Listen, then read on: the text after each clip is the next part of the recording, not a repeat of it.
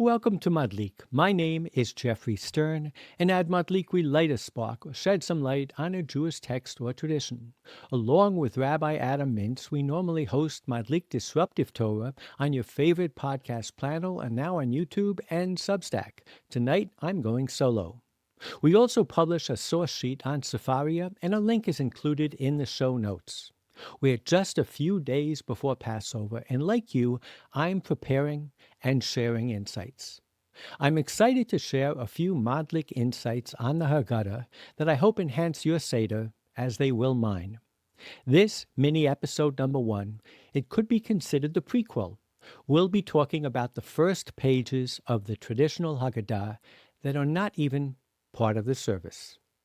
Open almost any traditional Haggadah and you'll find something that doesn't quite make sense. Before Kaddish, before Halach Ma'anya, before the story begins, you'll often see the text of bitul chametz. All leaven in my possession shall be nullified and become like the dust of the earth. Kol chamira v'chamia de'ikar b'reshute di bital leo ka'afra da'ara. There's just one problem. We don't say it, at least not at the Seder. So why is it there? Why does the Haggadah begin with a ritual we already performed? Unless it's not just a ritual. We tend to think the Seder is about telling a story. But what if it's about doing something more radical? What if it's about reframing reality, actually changing us? Because if you go back to the Torah, you'll notice something really subtle. The Torah says, on the first day you shall remove leaven from your homes. Ach b'yom harishon tashbitu seor mibatechem. But the rabbis, for a reason we will suggest in the next Haggadah note, move the act earlier, the night before, the morning before.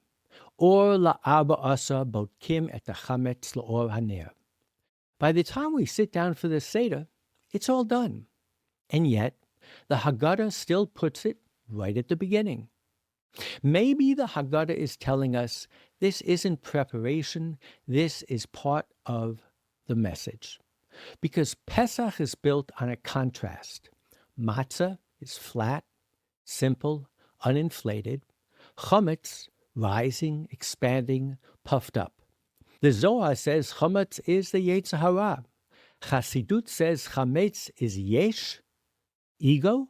Matzah is bitul, self-nullification.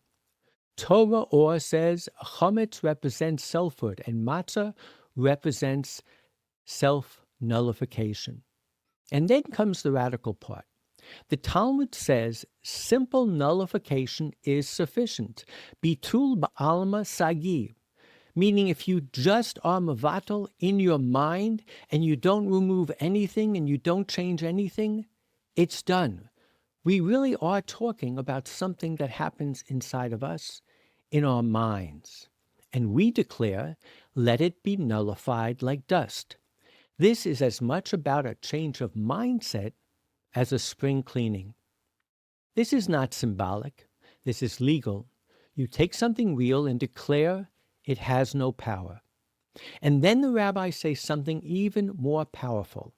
Rabbi Alexandri teaches in the Talmud Bavli and Pesachim that we say before we pray, not at the Seder, but every day, Ribon ha'olamim, Master of the universe, it is revealed and known before you that our will is to do your will.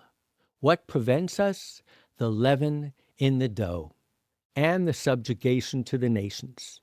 May it be your will to save us from them so that we may return to fulfilling your will with a complete heart. It is the leaven in the dough that leads us astray. 2 obstacles, one external, one internal.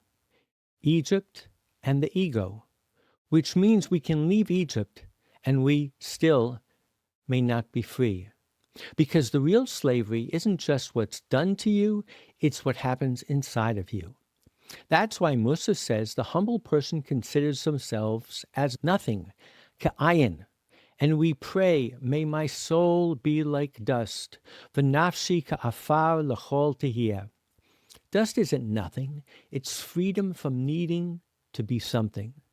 Bitul doesn't mean erase you, but it frees you. And then something amazing happens. You zoom out and you realize this isn't just Pesach. Twice a year, Judaism begins with the same move. On Pesach, we nullify chametz. On Kol Nidre, on Yom Kippur, you stand and say, also in Aramaic, right before the service also, you begin with a legal formula. Kol Nidre, not Kol Chamira, but Kol Nidre. And you say, it all should be batlin or muvutalin. All vows that we have vowed, sworn or declared, all of them shall be permitted, forgiven, batlin or muvutalin, nullified and annulled.